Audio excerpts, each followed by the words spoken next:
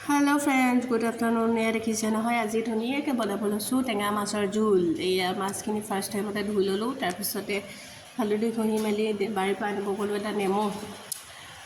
সেয়া দেখিছে নেমু দুটা ছিঙি আনিছোঁ, ঘৰৰ নেমু দি বনাম।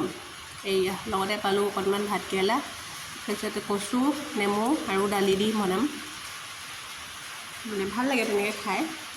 এয়া কুকাৰত পাতি দিলোঁ দালি আৰু কচু, মগু আৰু মচুৰ দুটাই অকণ মিক্স কৰি দিছোঁ, ভাল লাগে তেতিয়া খাই। লগতে দি দিছোঁ অলপমান নিমখ আৰু হালধি, মানে বইল কৰি লওঁ সেয়া।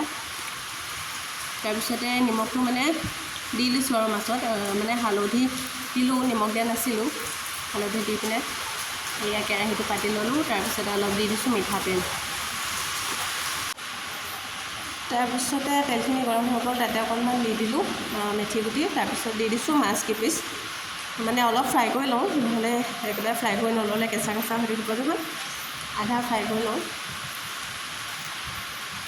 হৈ গ'ল মাছ ফ্ৰাই কৰি। তাৰপিছত দি দিলোঁ তাৰ তেলতে অকণমান পাঁচফোৰণ। এয়া দেখিছে নহয় ধুনীয়াকৈ মাছখিনি হৈ গ'ল ফ্ৰাই কৰি।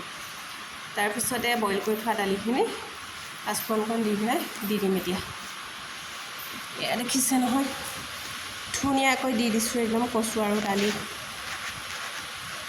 ইয়াতে থকা পাঁচফোৰণখিনি কাঢ়ি দিম বাৰু, গোন্ধটোৰ কাৰণেহে দিয়া হয় আচলতে, ভাল লাগে গোন্ধটো সেইকাৰণে। কিছুমানে বাৰু তিতা পায়, আমি তিতা নাপাওঁ সেইকাৰণে দি দিওঁ আৰু। এইয়া দেখিছে ধুনীয়াকৈ উতলিব দিছোঁ।